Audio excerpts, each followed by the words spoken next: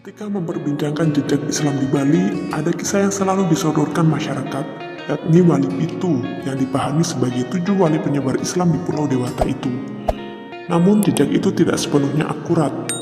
Hal itu sempat ditelusuri penulis dalam silaturahim atau ziarah Wali Pitu dari makam ke makam selama pandemi COVID-19 dari barat atau Jembrana hingga timur daerah Karangasem.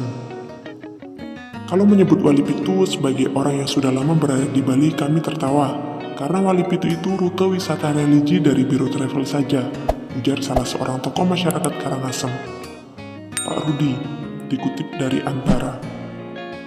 Ya, jika merujuk istilah Wali Pitu di Bali, maka orientasinya pada Wali Songo di Jawa yang merupakan Dewan Wali yang dibentuk Kanjeng Raden Rahmat atau Sunan Ampel, Surabaya, Jawa Timur pada 1404. Merekalah 9 penyebar Islam di tanah Jawa yang mendakwahkan Islam melalui metode dakwah yang strategis hingga mampu diterima masyarakat Jawa atau mampu mengislamkan masyarakat Jawa hingga melebihi 90%.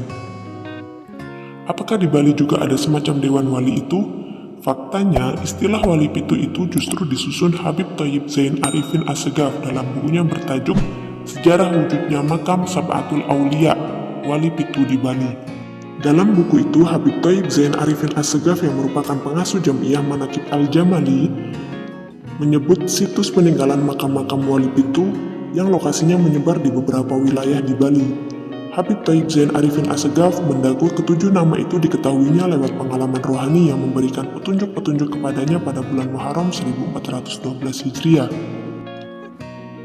Dalam buku Habib Thayyib Zain yang ditulis pada 1998 itu, nama-nama yang didaku sebagai Wali Pitu di Bali dari hasil pengalaman rohani pada 1992 adalah 1. Raden Mas Sepuh atau Pangeran Mangkuningrat, Keramat Pantai Sesah, Mengui, Kabupaten Badung.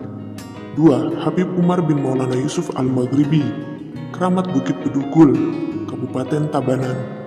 3. Habib Ali bin Abu Bakar bin Umar bin Abu Bakar Al-Hamidi, Keramat Pantai Kusamba, Kabupaten Kelungkung.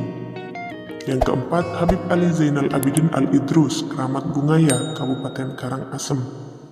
5. Syekh Maulana Yusuf Al-Baghdadi Al-Maghribi, Keramat Karangasem. 6. Syekh Abdul Qadir Muhammad, Keramat Karangrupit, Temukus, Kabupaten Buleleng. 7. Habib Ali bin Umar Bafaqih, Keramat Loloan Barat, Kabupaten Jembrana.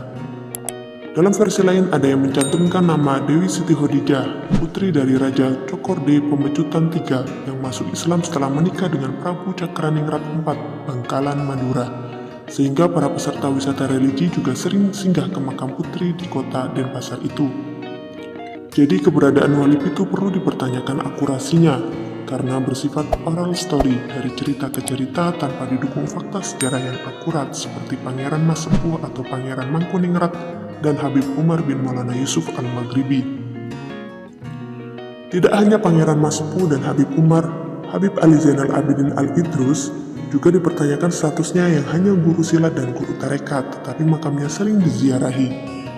Mungkin karena lokasinya di pinggir jalan, maka dimasukkan paket wisata religi.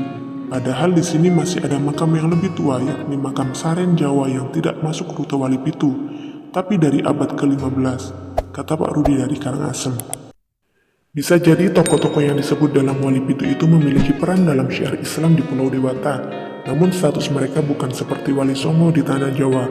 Selain itu, tokoh Islam yang berkiprah dalam masuknya Islam ke Pulau Bali itu juga bukan hanya Pitu atau 7 orang, tapi banyak, misalnya Syekh Abdul Jalil yang dimakamkan di kawasan Saren Jawa, Karangasem.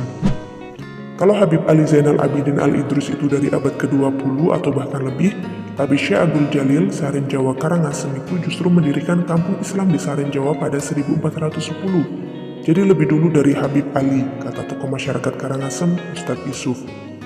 Ia menceritakan Syekh Abdul Jalil salah satu dari 44 pengawal putri Demak saat bersilaturahim ke Raja Kelungkung, karena Raja Demak ingin menjadikan Raja Kelungkung sebagai menantu.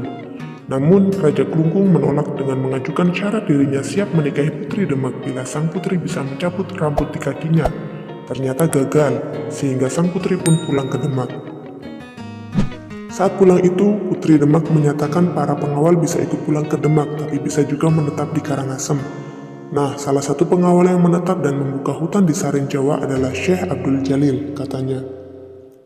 Pada masa lalu, Saren Jawa merupakan hutan yang di dalamnya ada sapi yang suka mengamuk dan tidak ada yang bisa menaklukkan, kecuali Syekh Abdul Jalil yang akhirnya mendapatkan lahan di hutan seluas lokasi amukan sapi itu dan saat ini dikenal dengan Kampung Saren Jawa. Di makam Syekh Abdul Jalil di Kampung Saren Jawa juga ada dua makam, yakni Kiai Haji Daudan Jero Tauman yang dimakamkan pada 1610. Status keduanya belum jelas, namun diduga berperan dalam pembukaan kampung Islam atau Saren Jawa itu.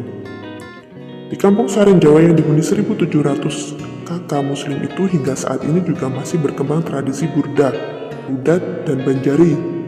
Kalau nyepi, kami juga menghormati masyarakat Hindu dengan tidak keluar dari kampung kami, katanya.